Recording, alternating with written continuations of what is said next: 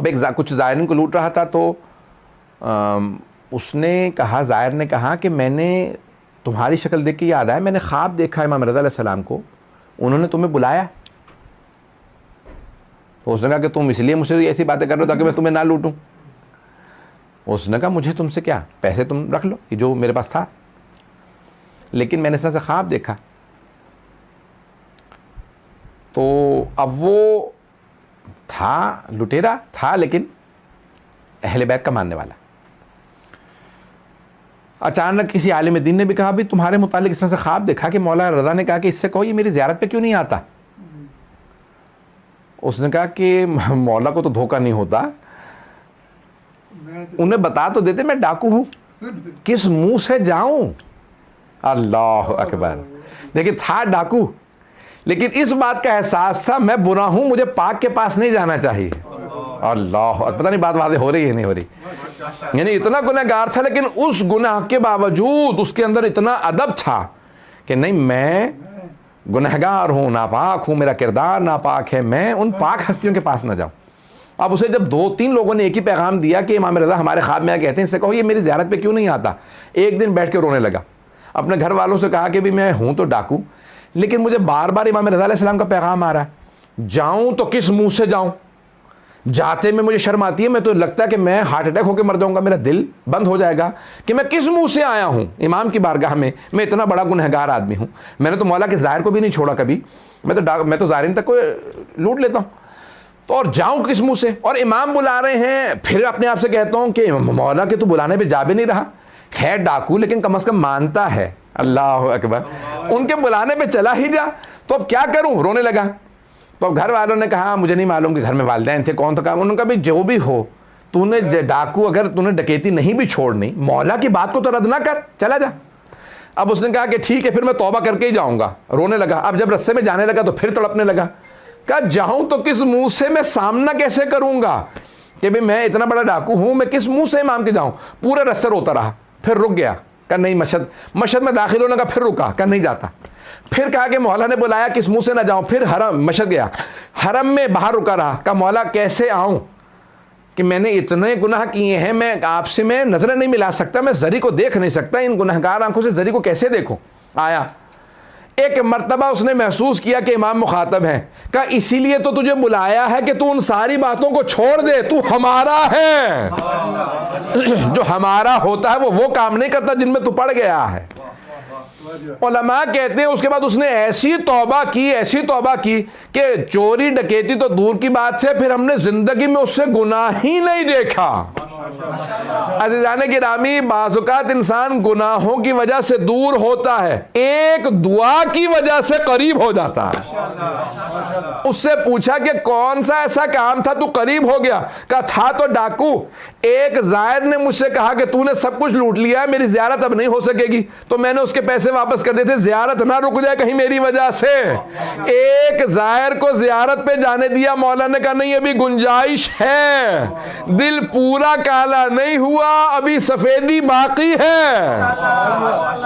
جہاں تھوڑی بھی سفیدی باقی ہو اہل بیت ہدایت دے کے لے آتے ہیں، لیکن شرط یہ ہے کہ انسان میں پاک ہونے کی گنجائش باقی ہو. جہاں صلاحیت ہو وہاں پہ پاکیزگی آ جاتی ہے، جہاں صلاحیت ہی ختم ہو جائے تو پھر وہاں بعض اوقات دروازے بند ہو جاتے ہیں. دروازے بند نہ ہونے دیں، جب تک دروازے کھلے ہیں آل محمد علیہ السلام کے تب تک انسان کی توبہ قبول ہوتی ہے. عزیزان گرامی، یہ ہو سکتی ہے انسان کئی مرتبہ کس کے در پہ جا رہا ہے، تو یہ دعاؤں کی استجابت کے مختلف طریقے ہیں. تو میں نے کہا کہ بہت سے لوگوں کی دعائیں قبول نہیں ہوتی، لیکن بہت سے گناہگاروں کی دعائیں قبول ہو جاتی. میں 4 سے 5 منٹ کی زحمت دوں گا، اس کے بعد پھر مسائل. نعرہ تکبیر، اللہ اکبر، نعرہ رسالت، یا رسول اللہ، نعرہ حیدری، یا علی، بلند تر صلوات، اللہم صلی علی محمد وعجل فرجہم. بس میں ایک آخری پہلو کو پیش کروں گا کہ بعض اوقات روایات میں آیا ہے کہ 3 گروہوں کی وجہ سے دعا قبول ہوتی ہے. یہ 3 گروہ پیش کر دوں اور پھر مسائل. بھائی آپ لوگوں نے بہت محبت سے سنا اس لیے پیش کر رہا ہوں. 3 گروہوں دستوں کی وجہ سے دعا قبول ہوتی ہے. روایت کے الفاظ ہیں کہ اللہ سبحانہ و تعالیٰ کہتا ہے کہ جب میں لوگوں کے گناہوں کو دیکھتا ہوں نا تو دل کرتا ہے میں عذاب بھیج دوں. میں اپنے انداز سے پیش کر رہا ہوں.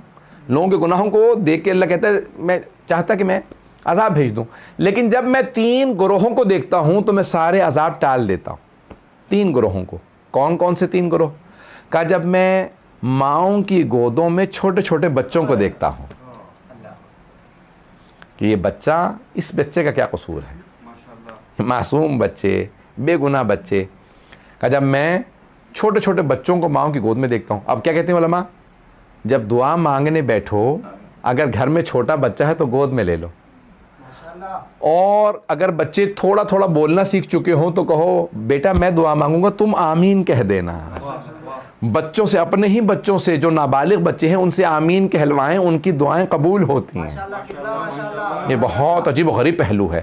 میں جب سوچتا ہوں یقین مانیے انسان کی تقویت ہوتی ہے. نابالغ بچے سے کہو آمین کہہ دے, اس غیر بالغ بچے کی ایک آمین دعا قبول کروا دیتی ہے. دوسرا کہا کہ وہ جو بوڑھے افراد ہوتے ہیں نا, جن کی ہڈیاں کمزور ہو چکی ہوتی ہیں, بال سفید ہو چکے ہوتے ہیں, جب انہیں دیکھتا ہوں تو کہتا ہوں گنہگار تھے اب تو کمزور ہیں, میرے ہی تو ہیں, میری مخلوق ہیں. کہا جب انہیں دیکھتا ہوں, گھر میں کہتے ہیں اگر ایک ماں باپ میں سے بوڑھا بھی ہو نا تو خدا کا شکر کرتے رہو, تمہیں معلوم نہیں ہے جو کچھ نہیں کر سکتے اب کچھ نہیں کر سکتے, ان بوڑھے والدین کی وجہ سے گھروں میں رحمتیں آتی رہتی ہیں. ان کی وجہ سے رحمتیں آتی رہتی ہیں. ان کے گھر میں بوڑھے آدمی ہیں. اور یہاں تک روایت میں الشیخ فی اہلہ کالنبی فی امتہ, ایک بوڑھا آدمی اپنے گھر میں ایسا ہے جیسے ایک نبی اپنی امت میں.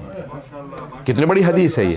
من لا یحضر الفقیہ میں شیخ صدوق نے لکھی ہے الشیخ فی اہلہ کالنبی فی امتہ, ایک بوڑھا آدمی اپنے اہل خانہ میں ایسا ہے جیسا ایک نبی اپنی امت میں. بس میں نے تمام کیا.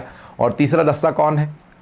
کہا 3 دستے جن کی وجہ سے میں دعائیں قبول کرتا ہوں, چھوٹے بچے, بوڑھے افراد, اور کہا زمین پہ بیٹھے ہوئے ہاتھ پھیلائے ہوئے میرے بندے جو دعائیں مانگ رہے ہوتے ہیں. یہ ارے میری زمین پہ بیٹھے ہاتھ پھیلا کے دعائیں مانگ رہے ہیں.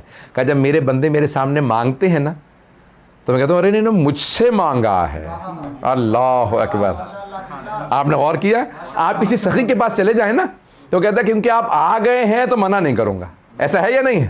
سخی کے پاس بھی چلے جائیں, کہتے ہیں اب آپ آ گئے ہیں منع نہیں کروں گا. اور وہ جو سخاوتیں عطا کرتا ہے, وہ جو عطا کرنے والا ہے, وہ جو سخی بنانے والا ہے, وہ جو جود و سخا عطا کرنے والا ہے, اگر کوئی اس کی بارگاہ میں مانگے لے. کیا وہ جو ہاتھ پھیلائے لوگ بیٹھے ہوتے ہیں, جب انہیں دیکھتا ہوں تو کہتا ہوں کہ نہیں عذاب نہیں بھیجوں گا, یہ مانگنے والے بھی تو بیٹھے ہیں. میں انشاءاللہ کل پیش کروں گا کہ دعاؤں کی, یہ جو ائمہ علیہ السلام کی بعض دعاؤں کے اندر الفاظ ہیں اس کے کیا اثرات ہیں. تو اہل بیت علیہ السلام کی بہت سی دعائیں, میں نے کل جہاں مصائب کو روکا تھا وہیں سے جاری رکھوں گا کہ جناب سید الشہداء نے جناب عباس علیہ السلام سے کہا عباس یہ فہرست ہے, سب کو بتا دیں کون کون کربلا ساتھ جائے گا. سب تیار ہو گئے. روایت کے الفاظ ہیں اونٹوں پہ جو پانی لادا تھا وہ اکیلے جناب عباس نے لادا تھا. اتنا پانی تھا کہ حضرت حر کے پورے لشکر کو پانی پلایا, 1000 کے لشکر کو پانی پلایا, جانوروں کو پانی پلایا.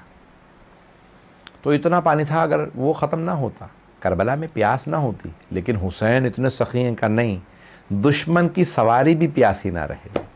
حسین کریم ہے, بہت عطا کرنے والے. چند جملے مصائب کے 5 سے 7 منٹ کی زحمت دوں گا.